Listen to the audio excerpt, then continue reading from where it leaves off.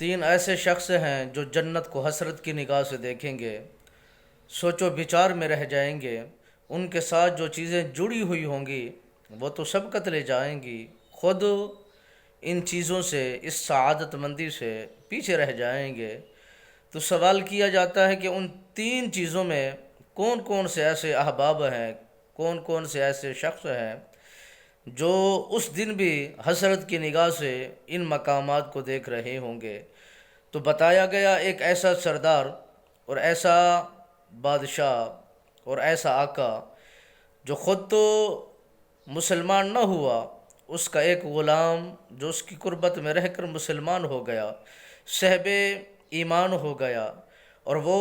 جنت میں داخل کیا جائے گا۔ جو اس کا آقا ہوگا اسے جہنم میں داخل کر دیا جائے گا۔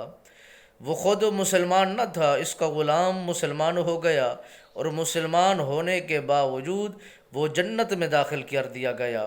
اور دوسرا وہ شخص جو دنیا میں مال و متاع کماتا رہا، اکٹھا کرتا رہا، بہترین سنوارتا رہا، اپنی ذات پر بھی نہیں لگاتا رہا، اپنے بچوں پر بھی خرچ اس نے نہیں کیا، وہ جمع کرنے کے چکر میں رہا۔ ایسے زندگی گزرتی گزرتی آخر کار دنیا سے رخصت ہو گیا، لحد کے اندر اسے اتار دیا گیا، اور اس کے ورثاء نے اس کے مال کو بارگاہ خداوندی میں تقسیم کر دیا۔ تو وہ خرچ کرنے والے اللہ کے مال میں، اللہ کی دربار میں خرچ کرنے سے ان کو تو نجات مل گئی، ان کا راستہ تو صاف ہو گیا، مگر جو جمع کرنے والا تھا وہ ہلاکت کی زندگی گزر گیا، اور وہ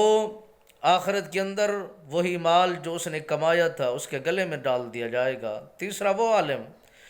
جو لوگوں کو واعظ و نصیحت فرماتا ہے، خطاب کرتا ہے، ہدایات کرتا ہے، لوگوں کو احادیث مبارکہ کا واعظ و نصیحت کرتا ہے، سناتا ہے، لوگ عمل کر کے جنت کے مشتاق بن جاتے ہیں اور جنت ان پر حلال کر دی جاتی ہے، اور وہ عمل کرنے بتانے والا بے عملہ بن جاتا ہے، وہ خود عمل نہیں کرتا، تو اس کی بے عملی کی وجہ سے وہ جنت میں نہیں جائے گا بلکہ دوزخ اس کا ایندھن بن جائے گا،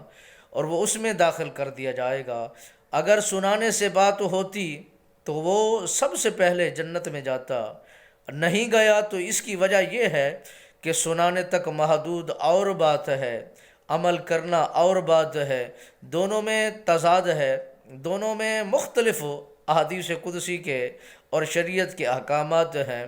سنانے میں اجر دیا جاتا ہے، ثواب دیا جاتا ہے، عمل کرنے سے دنیا آخرت کی کامیابیاں سے نوازا جاتا ہے، عطا کر دی جاتی ہیں۔